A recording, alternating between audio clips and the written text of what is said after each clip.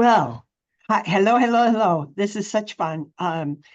We are very delighted to have you join us here for our webinar today about the annual Congressional Women's Softball Game. Now, why, you might say, this is the United States Capitol Historical Society.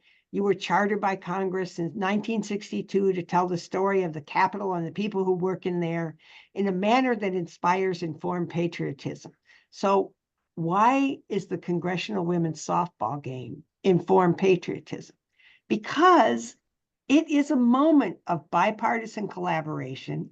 It is a time when the women of Congress come together and they play the women of the press. And, fact of the matter is, oftentimes the women in Congress are a little older than the women in the press, but they hold their own and they have a wonderful time. And it's for an amazing cause. All of the proceeds go to the Young Survival Coalition, which is a nonprofit organization supporting young people affected by breast cancer. And since the creation of this game, the annual game has raised $3.7 million for this worthy cause. The first game was played in 2009, first between a bipartisan group of congressional members and a team of female congressional campaigners. So that game followed immediately Debbie Wasserman Schultz's announcement that she had been diagnosed with breast cancer. And in 2010, the teams got modified because where's a real competition between the press and the Congress? And since that time, it's been the women of Congress versus the women of the press.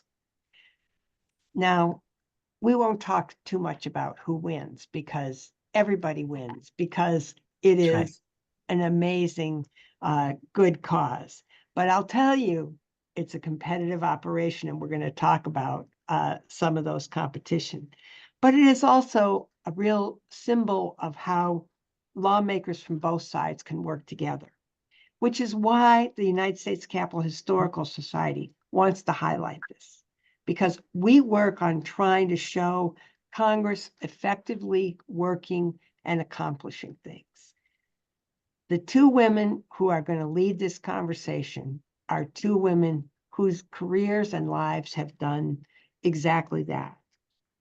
Cheri Bustos, a former senior member of House leadership with a career in both the public and private sectors, has 20 years of experience in politics, journalism, healthcare, and communications. She's played in 9 congressional softball games. Only year she didn't play was 2020 when the pandemic won the game. While representing Illinois' 17th Congressional District, Cheri Bustos served on the House Committee on Agriculture for the whole time she was in Congress, on the House Transportation and Infrastructure Committee, and 4 years on the Appropriations Committee. She also founded Build the Bench, a program focused on identifying and training individuals interested in running for office at every level. She's a spring 2023 fellow at Harvard Kennedy School of Institute of Politics. I hope you're having fun doing that. I did that. And holds a bachelor's degree in government and politics from the University of Maryland in College Park, where she was a college athlete. She is joined by Ileana Ros-Lehtinen.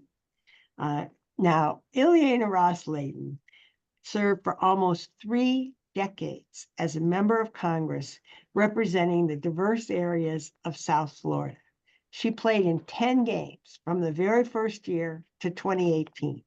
She served as the chairwoman emeritus of the House Committee on Foreign Affairs and the chairwoman of the Subcommittee on the Middle East and North Africa. No major conflicts there. International Operations and Human Rights, and is vice chair of the Subcommittee on Western Hemisphere. She is a strong proponent of education, holds multiple education degrees, including a doctorate in education from the University of Miami, master's and bachelor's degrees from Florida International University, and began her career as a Florida teacher. So Ileana also is a member of the United States Capitol Historical Society Board. So, all right, you two, what got you into doing this? What made you decide, okay, we're gonna play ball? Illy, Well, you go first. Thank you, Cheri. And Cheri is just perfect for this webinar and perfect for, we're going to be announcers at the game because she is not only a star athlete. I mean, she is really awesome on the field, but also her background, in addition to many things she's done, is in journalism, is in broadcasting. So she's a natural for the announcers booth. Usually it's Andrea Mitchell, Dana Bash, and Senator Klobuchar, but this year it's going to be Andrea Mitchell, Cheri Bustos, and Ileana Ros-Lehtinen doing the announcement. And we have to practice saying all of these members' names. There's a lot of new faces, but I want to first, Jane, thank the U.S. Capitol Historical Society for this great opportunity. Cheri and I are friends. We became friends on the softball field, and we could talk about the camaraderie. But let me just get this shameless plug right in for those of you who are listening and want to participate. The game is next Wednesday, even if you might be watching this later on. It's Wednesday, June 26th. Doors open at 5:30, but 7 o'clock is when we start, and it's at the Watkins Recreational Center on Capitol Hill. The address is 420 12th Street Southeast. I think they call that section Eastern Market. Is that right, Cheri? Mm-hmm. I think so. It's right next to it's close by. We can, Yeah, easy to yeah. get to. So please come, and Jane will let you know how you get your tickets, and they're only $10. And as we said, as Jane so nicely pointed out, all of the funds benefit the Young Survivor Coalition. This is an amazing organization. Debbie Wasserman Schultz is the wind beneath their wings. I want to say thank you to the captains, Debbie Wasserman Schultz, Stephanie Bice, Oklahoma, Shelley Moore Capito, my very good friend, and Senator Kristen Gillibrand. They're the co-captains on this team. It's bipartisan. We play together against the press, and I want to give a shout out also to Adelie Abersol, who, as a volunteer, she gives us all of this information about the game, organizes it, and later we can talk about who are the co-coaches who go there every morning before 7, because we start at 7, and it's an amazingly great time. And that's how I got to know Cheri, and that's how I got to say she is mi amiga, mi querida amiga. Cheri. Well, Ileana, you're like a typical politician. You didn't directly answer Jane's question about like why you got into this. I even forgot what the question was. Yeah, I know. But that said, thank you for all of those wonderful plugs. And I'm gonna answer the question, but let me congratulate Illy in that she's going to be inducted into the Hall of Fame of the women's congressional softball game. So we're kind of breaking news. I was allowed to break this news, Jane, just so you know. And I hear you're part of it in 2022. So yeah, she'll join you in the Hall of Fame as a Hall of Famer. We're fellow Hall of Famers as of next week, Illy. Okay, then I got to bring one of my kids to the game then. Well, you better bring your whole family. Like time to celebrate. I'm sure there'll be like some fancy trophy that you'll get as well. So Jane, to answer your question though, this is kind of a funny story. I remember my first time I met Debbie Wasserman Schultz, the Congresswoman from Florida, from South Florida. I sat down with her. I had just been elected. I hadn't even been sworn in. And she was running the Democratic National Committee at the time. And I go over to her office and I'm sitting down with her, and she said, we had a nice conversation. She goes, I have a question, and your answer could be career ending if you don't answer this the right way. And I'm thinking, what the heck? And she said, will you play on the Congressional women's softball team? And I said, yes, of course. That's an easy answer for me. I love sports. I love to watch sports. I love to play sports. I come from a very athletic family, where we played, college sports, and but we're very, very hyper competitive in my family, like to the point where we can turn anything into a competition. I will tell you that can be very unhealthy also. But so for me, why did I want to play? Because first of all, Debbie asked me. Second of all, I love sports. And third of all, as Illy said, and Jane, as you said, this is really a good cause. That we've raised more than $6 million. We're raising more than 600,000 just this year. I shouldn't say we, because now Illy and I are just announcers, but the team and the women in the press and all the volunteers will raise more than 600,000 just this year for young women with breast cancer. I come from a family. My sister had breast cancer in her 30s. My mom did in her 50s. And in fact, breast cancer took my mom's life. And so, yeah, so this is a cause that is really, really near and dear to my heart. And it's fun, and it's for a great cause. So And Cheri, Cheri, tell us about we should really point out the Young Survival Coalition came, why we give funds to that organization. Debbie Wasserman Schultz really had to push her doctors to find the cancer, because she had felt there's something wrong, and they said, you're too young to have breast cancer. So young women, sometimes their fears don't get the attention that they need. So and I'm so glad that we selected this charity, and very happy with the funds we've been able to raise. Sorry, Yeah. Jane. No, that's fine. So I was going to have Cheri tell us about your college athletic career. What was your sport? Yeah, well, I actually was a two-sport athlete. I played I played basketball and volleyball. But I'll tell you this about softball though. When I am of an age where I was just kind of coming into my own when Title IX passed. That was where in sports it gave girls, the equal access to being able to play sports that the boys had for decades before us, for generations before us. And so in my high school, and I went to a good sized high school in Springfield, Illinois, Springfield High School, but we did not even have a girls softball team. And so I was not in a position where I could play high school softball, but my brother was a Division I baseball player. My dad played college baseball. My brother ended up being drafted and played professionally, didn't make it beyond what's called the rookie league, but then went on to coach 21 years Division I baseball. So we love baseball in my family. And I can tell you, had we had a softball team when I was in high school, I would have played it, because we probably played baseball in our neighborhood and in our backyard more than we played anything else. We shot hoops in our driveway, and that allowed us to learn how to play basketball. But yeah, so those were the two sports that I played. And you should see her, Jane, on the field. I mean, just the I've smoothest. seen her. I've been at the games. Wow. And she whacks that ball. Oh my goodness. She is a superb athlete. To tell you about my athletic abilities, I usually get most improved or most spirited. That's like a good participation award. I'm a lousy athlete, but I just love the camaraderie on the field, and I always enjoyed going on the field and getting to know Now, great Ileana, ladies.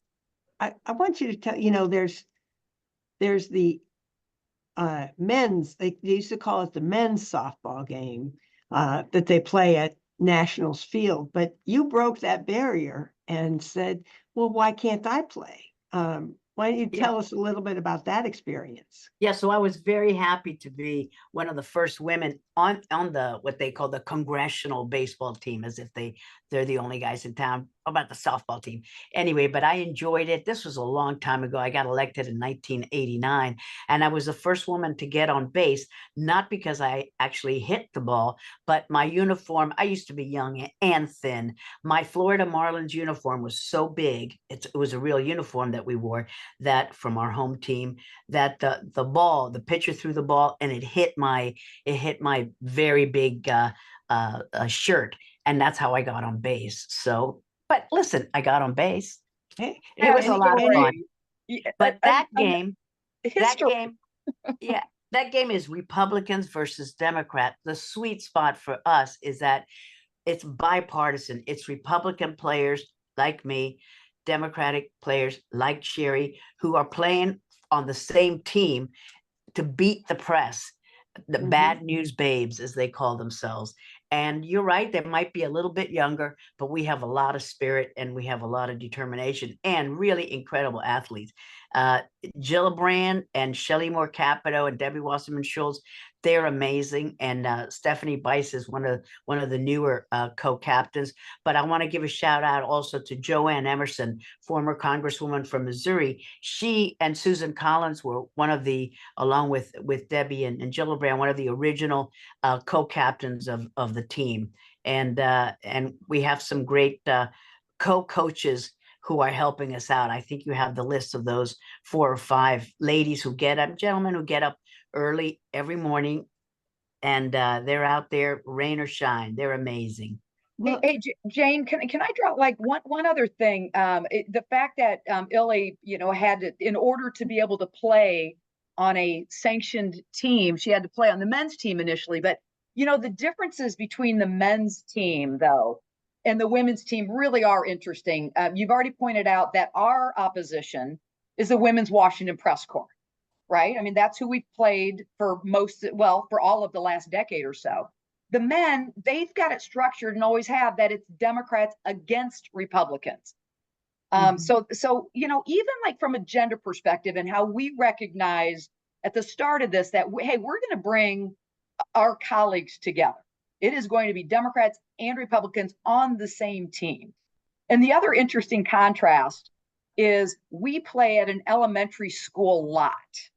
And of course, the men go to a major league ballpark, play under the lights. So even that I think is so interesting. And then lastly, when you look at just look at our infield, when we played the Democrats and the Republicans together, and think about how, when you're on a sports team, so anybody watching this who knows about being on a team of any sort, you really do build relationships. And so for almost every year that, that we played, the infield was this. You had Martha Roby, Republican House member from Alabama, on first, Debbie Wasserman Schultz, Democrat from Florida, on second, Shelley Moore Capito, Republican senator from West Virginia, on third, Kirsten Gillibrand, Democratic senator from New York, pitching. And then for a few years, we had Joni Ernst, Republican senator from Iowa, at catcher. And I, a Democrat House member from Illinois, was shortstop. So that's the infield. And, first of all, there's not a whole lot of things that are sanctioned and that go on year after year in Washington, D.C. that bring the House and the Senate together. And you've got to look for those opportunities, and this is one of them. And then Democrats and Republicans. And when you're showing up at 7 o'clock in the morning on an elementary school lot, and you're playing catch and you're doing batting practice, and we show up, Illy, this, we show up in our rawest form, right? I mean, like, I don't even comb my hair before I go. I just put on a ball cap, do brush my teeth. But we're wearing our sweats and we're walking over at 7 in the morning, 6:30 in the morning, and practicing for an hour. And it really is a great way to get to know our colleagues and really have a good time along the way. Thank you, Cheri. And Jane, I'll interrupt you because I wanted to say a little bit something about the bad news babes, the press. Co-captains, Emily Goodwin of dailymail.com, Katie Labosco with CNN, and 2 rookies, Cassie Semyon of Spectrum News and Cicely Wedgeworth with New York Times. I think I've heard of that publication. So they've won a few more games than the members have, but we've got a really powerful roster this year, and very family friendly, kid friendly. Bring your kids. There's frozen treats, ice cold beverages, and they have a kids fun zone, face painting, cornhole, balloons, photo booth. We've got all kinds of things. And then let me see, somebody says back in the 60s, there was an informal league on the Hill that played staff against each other. There were only 2 rules. The senator had to play, and each team had to have 2 girls. Thank you, Joanne. who wrote that in, and please participate in our chat. But it's such a fun time. So next Wednesday, 5:30, gates open, 7 p.m. Play ball, and 420 12th Street Southeast. Please come. $10 is the game ticket. Well, and if there's any like rich people watching this, be a sponsor, because we want to continue to raise money for the Young Survivors Coalition. And like, for instance, if you give a bigger dollar amount, you get passes to get in the game, and then you get these wristbands, and there's an after game party that's really, really fun. And so if you're a bigger donor, you can get in on that too. And Jane, are we like posting where people can send checks or something like that? We are going to post. Everybody who's on this will get a follow-up email, because two things: this is being recorded. So if you think this was fun and you're like, oh, somebody else should have gotten it, you'll be able to send a video. Awesome. And with that link, there will also be a link to get tickets and get right into the information, and that will include how to donate to the Wonderful. Congressional Women's Softball game. Now, we want to remind people that this is a conversation that y'all are welcome to participate in. So there's a Q&A, little question mark. Send your questions in, and I will field them to our distinguished guests. And Jane, let me tell you, and Cheri knows this, we always have had, and I don't think this time will be an exception, we've had speakers of the House when Nancy Pelosi was speaker, when John Boehner was speaker, when Paul Ryan and Kevin McCarthy were speaker. They've come. We had Supreme Court Justice Sonia Sotomayor. She came because for a while Nydia Velázquez, who shares a proud Puerto Rican heritage with the Supreme Court Justice, she got her to come. I think that the Honorable Elena Kagan, she might have come one year. I think so. The second gentleman has come 2 years in a row, and I don't think it'll be an exception this year. And we've had all kinds of people like Gabby Giffords, who is a former member, and we know that was very tough on her. I have an old uniform, and we honored it. This was when my district was 18, and I noticed that it had a little black ribbon, and this was when Gabby Giffords was shot doing a constituent event in a strip mall in her office. And then one of the previous games, that's when my district number became 27. And so I have a collection of all kinds, from, because as you said, I've played in like 9 or 10 games. But here Cheri and I are getting the new uniform. I don't know what it looks like yet, Cheri. Yeah, but one of us is the members team is usually like the pink color or the blue color, and then the press will be like the opposite. So and Nike is one of the underwriters, so they give us really nice uniforms and socks and all of that. So we really had some amazing underwriters and sponsors of this over the years that has led to that $6 million plus mark. Jane, one other thing I wanted to note, though, when we talk about Democrats and Republicans playing on the same team and practicing, 2-3 mornings a week, and way before our day gets started, you really do build these close relationships. I just left office a year ago, January. Billy just did a couple years before that. But, she and I, we now go out and we speak together. There's a lot of groups that we consider ourselves reasonable politicians. She's a reasonable Republican. I'm a reasonable Democrat.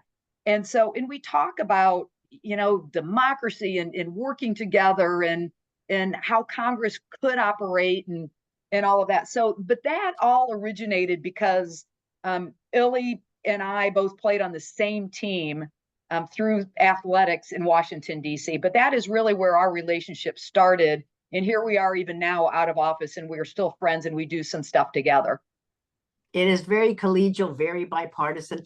And I remember I became the Republican sponsor of a bill that Catherine Clark had Democrat, Massachusetts, in leadership. She had one for regarding animals, the PAWS Act, PAWS.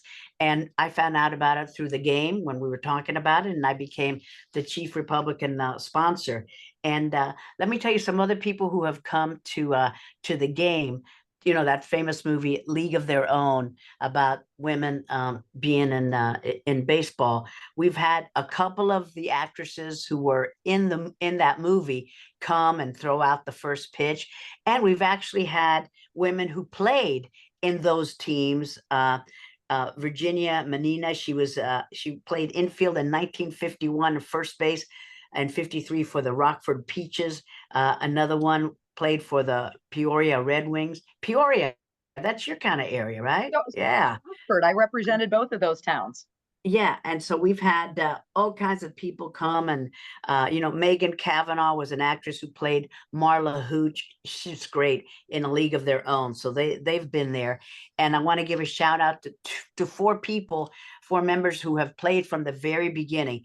Debbie Wasserman Schultz, we talked about her a lot. Shelley Moore Capito and Kristen Gillibrand, but I haven't pointed out Kathy Castor, my former Florida colleague.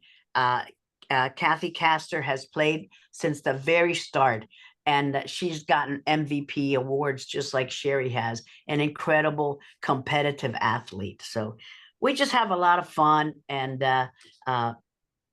it's one of the best things that I ever did, even though I was a lousy athlete, but I got to play, and you know, when you start so low, nowhere to go but up. That's why I got the most improved player. I think they thought that because I was in the men's team that I was an athlete and I knew how to play. They quickly found out that that was not the case. I just like having fun, and I think sports is a fun activity. Well, do you think maybe that, you know, one of the new criteria for members of Congress should be experience with team sports, because that might contribute to the collegiality in Congress? Well, I'm a firm believer that, you know, if you played team anything, you know, it could be on the debate team, it can be on the, you know, in the chorus, in the playing, singing in the choir, but whatever it is, look, I love team sports. I like tennis too, but I prefer doubles as opposed to singles. But like when I get resumes from people, I always like to see, you know, did they play sports? Do they list that as something that they did in their younger years? When I was in Congress, Sports Illustrated, when it was still, you know, a printed publication and still part of its heyday, they did a story about women who were serving in Congress who played college sports, and it talked about the, you know, what you learned being an athlete and being part of a team, and how that translates to when you're serving in, you know, a place like the U.S. House of Representatives. And there's just a lot of life lessons. Whether, you know, if you had a bad game, how do you come back from that? If you have a teammate who's not playing well, how do you encourage them? How do you coach? You know, just all of that stuff. There's just so many parallels between athletics and politics. And but yeah, I love people who played team sports, because it says a lot about them, and their leadership ability and what they bring to the table. And you know, I forgot to mention, Cheri, you're so right about that. But Senator Amy Klobuchar, who's usually an announcer, you know, she had a breast cancer diagnosis herself, and she said she had put off getting screened because it was COVID, and you know, there was just such a wait. And she's fine now, but it's just incredible that Debbie Wasserman Schultz had this experience. Senator Klobuchar did as well. It impacts so many women and does not discriminate. Cancer sucks, but it sucks for everyone, and no one's exempt. So this goes to, all the money goes to a wonderful cause. And Jane, who are those wonderful co-coaches? I just want to make sure. Oh, I can't find them here, like Tony. I got you there. Okay, good. So I'm going to call their names, and then you can tell about them. Tori Barnes. Amazing. She has been there from the get-go. Jackie Delbonis. Yes, just you can go ahead and name them. They're just Natalie Joyce and Natalie, Jim Kiley. Yeah, and Jim, thank you. Natalie was the right-hand person, policy person, and constituent service person for members for Speaker Kevin McCarthy, and they're just amazing people. They show up every day. This is an all-volunteer organization. We've got 30 volunteers, and but this particular group, they are the co-coaches. They're on the field telling us stay, go, and some of us pay attention and some of us are too busy daydreaming. Cheri is a focused individual, and I am spirited. Well, now let's talk about the umpires, Jamie Dilla and Nick Falvo. Where did you find them, and are they fair? Oh yeah, I think they're very fair. They're there year after year. I think how we really get to know them though, Illy, is like at that after party, right? They always go to the party afterwards, and we can just joke around. But no, they're great. As far as how we found them, I don't know. Maybe you know the backstory on that. I do not. I do not. We will have to find out. But when Cheri's talking about the after party, those are for the VIPs. They're for all the members and the announcers. Thank goodness we get in there. But Cheri was sweet enough to talk about the sponsorship, because $10 per ticket. You know, we're not going to raise too much for Young Survival Coalition with $10. But if you want to be a sponsor, it's never too late.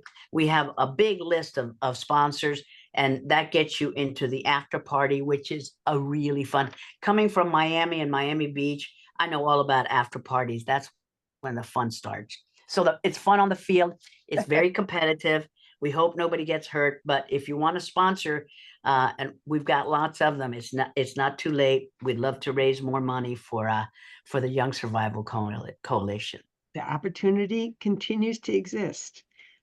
What I always enjoy when I go to the games and listen to the announcers is that they sometimes have a hard time keeping track of what the score is. Have you ever noticed that when you were playing on the field? Or did you all know exactly what the score I was? feel like I never even paid attention to whatever it was they were saying. You know, I just like you're paying attention to the person who's up if you're out in the field, and if you're up to bat, you're just rooting on your who's ever batting on your team. I don't know. I don't know if do they get things wrong? Well, We will, right, Illy, in our announcing next Wednesday. Well, we better. I've got to practice all of these names, because I've been out, as Cheri said, a few years, and there's a whole bunch of new people. So I'm going to practice the names this weekend. I also want to give a shout out to Abby Livingston, a reporter who was with the Texas Tribune. Texas Tribune, yeah. Now she's great. with Puck, by the way. With Puck. Oh, okay, Yeah. great. And Yeah. I think she's played in all of the games since it started as well. I have it here. Adelie gave me so much info, I can't even keep up with all the facts and figures. But it's a lot of fun. It's for a good cause. You'll see lots of VIPs in the stands and lots of VIPs on the field, because they are playing. And the Bad News Babes may think that they'll have an advantage over the congressional and senatorial team, but you haven't seen competitive spirit until you see these, especially the captains, Kristen Gillibrand, Shelley Moore Capito, Stephanie, and Debbie Wasserman Schultz. These are fierce, competitive animals. And Cheri was the bomb on the field. You've gotten MVP a couple of times. She's amazing. What an athlete. And I never got most improved or most spirited though, Illy. So because you were too good to begin with. And we've got a couple Floridians, so I'm going to give a shout out to Kat Kamak. Ooh, she plays for the Congressional baseball team, and she plays for our softball team. And Kathy Castor, I had mentioned her. And I think and of course, Debbie Wasserman Schultz. So we've got 3 Floridians. How about from Illinois? Nikki Budzinski's playing. She's a freshman. And she actually is the congresswoman for my sister and my nephew and my niece and my son and my daughter-in-law and my grandson. So she's I adore her, and she's on the team, and I was really glad that she joined. I think Well, that's good. it from Illinois, though. I So, don't think we have any I other. don't think so. You're right. I Yeah. think you're right. Yeah. And then we have the first pitch honors is going to be for Sarah Sidner, the national correspondent and anchor of CNN News Central, and Shakira Austin, center forward for the Washington Mystics. So that they will be doing the first pitch. So Now- come for that 7 p.m. First pitch.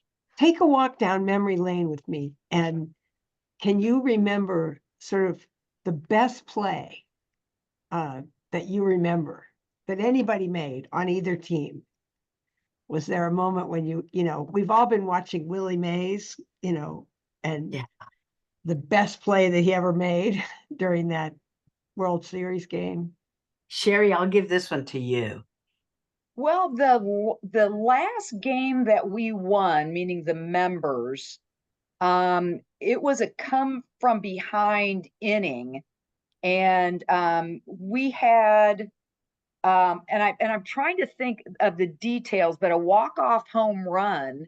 It was like an inside, it was kind of an inside the park. Like I don't think we've ever hit it over the fence, Ellie, that I can remember. I can't remember anybody hitting it over the fence.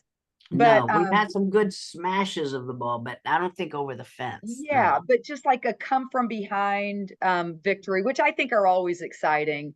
This is kind of bad, but I always remember kind of bad things, like when I've not played, when I've made a mistake or an error or something. For whatever reason, and I know that's not very positive, but those kind of things are in my mind a lot. I did tear my hamstring. I will say that I hit a legitimate triple in the game, and I'm running. This was my next to the last year playing, and I'm round first. I'm rounding second, going to third. And I they were micro tears, my hamstring, and I immediately drop. Like if for anybody listening, if you've ever torn a hamstring, you're done. Like you cannot keep going. I immediately dropped, had to crawl back to second. So I could at least, manage a double out of it. But then I had to be taken off the field with the staff that's there from our house doctor's office. And I was done for the rest of that game. But, I remember that. I remember, Illy, I don't know if you remember, it was at a practice. I was running, got a hit, was running past first and collided with Donna Edwards. Oh, that was a bad smash. Oh, that was yes. Bad. That was and Donna bad. Edwards was such a faithful player, and now she's we also have cheerleaders, so Donna goes every year as well. And did Debbie Wasserman Schultz, did she break her arm? Wasn't she in a cast? It was her leg. It was her leg. And she tried to slide into second, and actually, we actually have a no slide rule. But she was trying to slide into second and didn't get it done right. But broke her leg. So yeah. Bad injuries. I don't know if it's apocryphal, here's a little something for the kids. I'm a dog person, so Typo, a border collie who won the 2024 Westminster Kennel Club Masters Agility Championship, 20-inch division winner, will be on hand to run the bases with kids. Anyone who's a kid, you're on there before the game starts.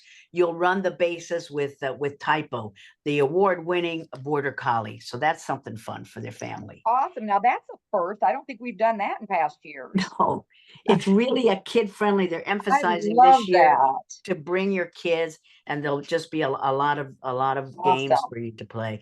And by the way, there's no parking in that area, so please Uber to the game. Also, security, Jane, as you know, this is the new normal. Don't come with a handbag. You come with a clear plastic bag. If you go to games in your home community, you know this already. You can't come with a handbag. It's got to be a clear small bag. Just don't come with anything. Just bring your phone and Uber over there. Or walk, or you can walk if you live on the hill or work on the hill. I've heard of that thing called walking. I don't know. I Uber, but please do, because there's no parking around there. Well, let's try to think. We were talking about sports, and we were talking about women's sports, and so Cheri, you were a basketball player. there's been a whole lot of conversation about women's basketball in a whole new way. Would you like to share your thoughts about Caitlin Clark, Angel Reese, Dawn Staley? You know, name the player or the coach. Well, so the area that I represented in Congress is along the Iowa border. So the western border of the state of Illinois, as people who know our country can recognize, but is the Mississippi River, and then right on the other side of that is the state of Iowa. So where I lived for 37 years is called the Illinois Quad Cities, and then there's the Iowa Quad Cities: Davenport and Bettendorf, Iowa; Rock Island and Moline, Illinois. And that's where I lived, in the Illinois Quad Cities. So we are closer to Iowa City than we are to University of Illinois. So we're only about an hour from Iowa City, where University of Iowa is. So I started watching Caitlin Clark before she became a household name, because first of all, I love women's sports. I love women's college basketball, and just, was fascinated by this woman who could shoot these 3-pointers in an unbelievable way. And, they went to the NCAA championship for the previous couple years. Now she's playing on the Indiana Fever, so she's in the Midwest still. Look, I am so glad that people are finally paying closer attention to women's college sports, and then now professional sports as well. And all of it's very interesting and intriguing, and kind of the rivalries. But I will say this about Caitlin Clark, and I know there's others as well, but probably what I just feel so awesome about is looking at her after game interviews, and how she's always gives credit to the other side, to the people who had a good game, her own teammates.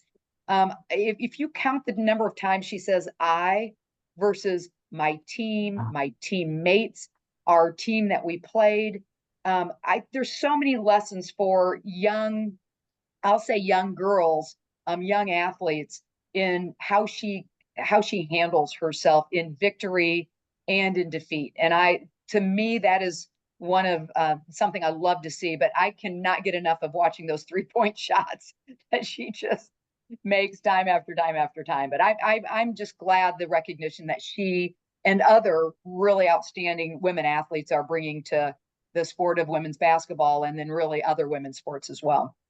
And at the University of Miami, we had those twins who were a great sensation. What was their Latin? Not cadaver, but some name like that. You can tell I'm not a very sports oriented. What are their names? Those twins that were just with the name, likeness, name, image, and likeness. Yeah. That was great for them. And a wonderful viewer of our webinar named Susan pointed out, not just Uber and Lyft, but Watkins, where we play, is close to 2 metro stations: Eastern Market and Potomac Avenue. Also, thanks for telling me that I'm going to be inducted into the Hall of Fame, where Cheri is already. But I'm going to give you, they just sent me the other 2024 Hall of Fame inductees. I don't know if I'm spoiling a secret here.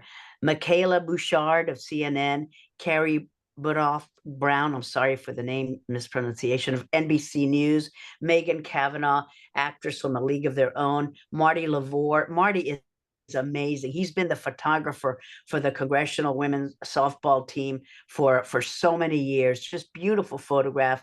Marty, congrats. Grace Napolitano, Grace, Democrat, a former member from California. She and I were the oldest ones, so I was glad to see Grace playing there with me every year. And former Rep Martha Roby, who was a former co-captain, Martha Roby will be inducted. Felicidades, Martha. I don't know if I was supposed to tell you that. And then this smasheroo of a great athlete, Amy Walter of the Cook Political Report. She's tiny as I am, but wow, she can wallop that ball. Yeah. So congratulations to all the Hall of Fame inductees. We will do that during the pregame program. And Amy Walter typically was the pitcher on the press team, and just really a good athlete from the Cook Political Report. And I also consider her one of the best reporters in Washington, D.C. Accurate, very fair, well researched, but yeah. So that's awesome.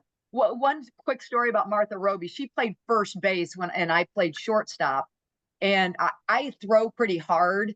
And when we were first starting to play with each other, she would get bruises on her hands, and but to her credit, she wasn't afraid of the ball. She would stay in there, and I'm really glad to hear about Martha and the rest of that group. That's a great group of people. And we sort of, Jane, we saw these members and heard about their kids, and we saw these kids grow up.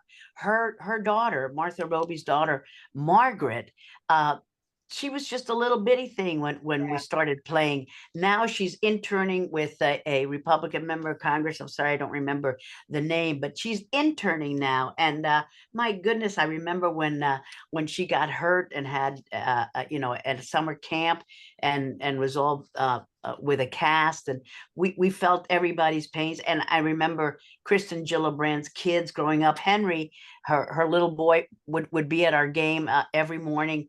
And it was so wonderful to see them growing up. I don't know how old that little boy is now, maybe 22. What do I know?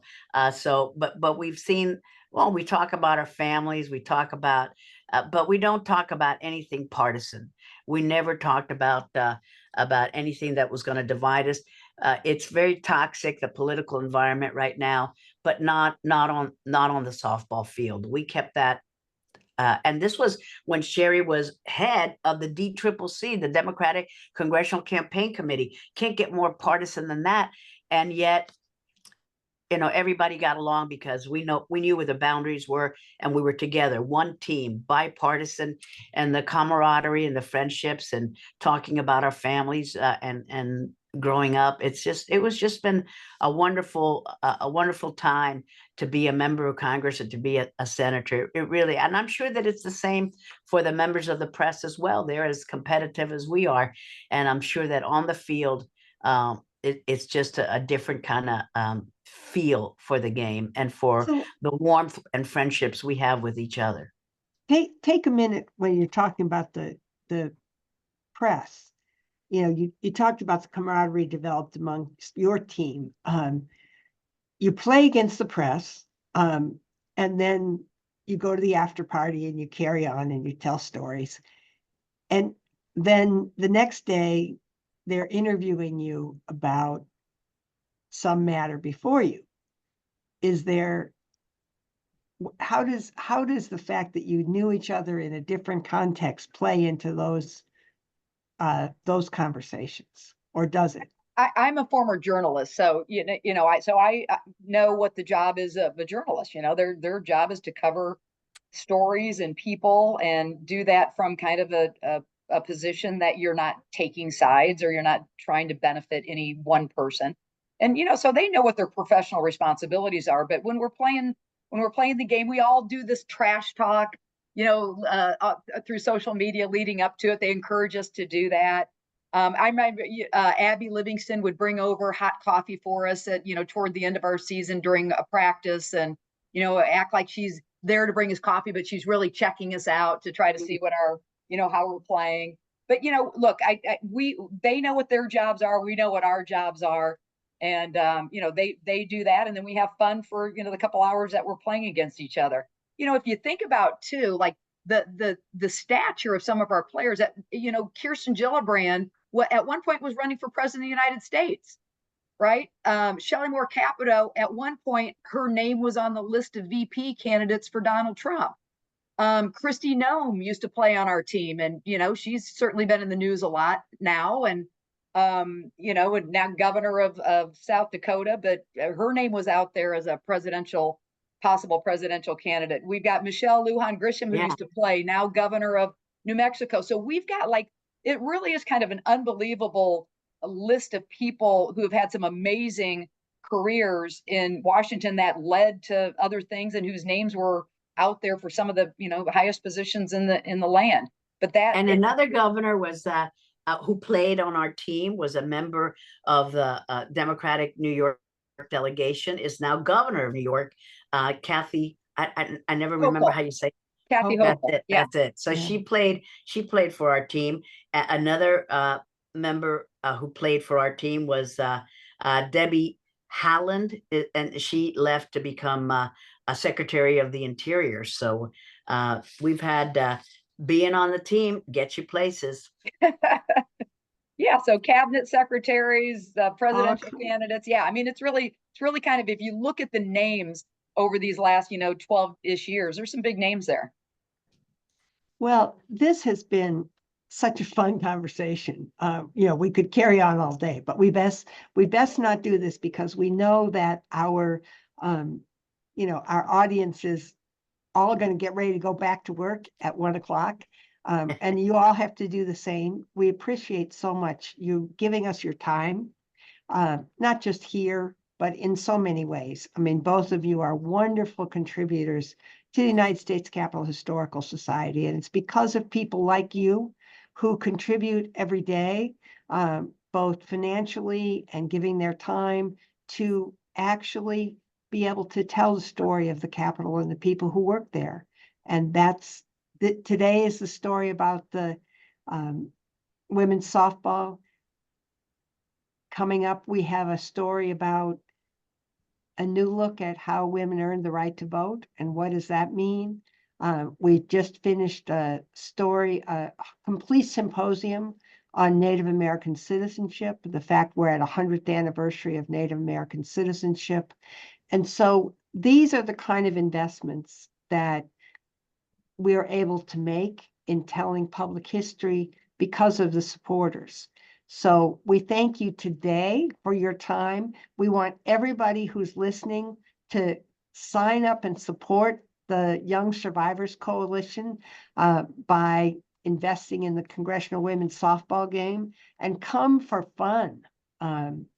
This gives you a little bit of, you can use your camera for those of you who are next generation people who live on QR codes, but we're also going to send it to you in the old school way, email. I like that. And you can get the website congwomensoftball.org, CONG women's softball, all lowercase.org, to get ticket and to get more information. And Cheri and I will be, along with Andrea Mitchell, will be the announcers, and we'll pronounce everybody's names right, more or less. I never get offended. My name is a mess, and nobody ever gets it right, so I don't think you should worry about the way we mispronounce your name.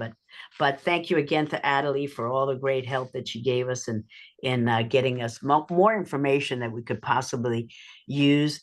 And thank you so much, Jane. I am a proud trustee of the U.S. Capitol Historical Society, and I'll be on the House steps today at 4:30 to co-lead a tour for a bunch of folks. And I, as a former member, we get to do that. And Cheri, we're gonna hear you to do that as well. It's really a fun thing that the U.S. Capitol Historical Society does.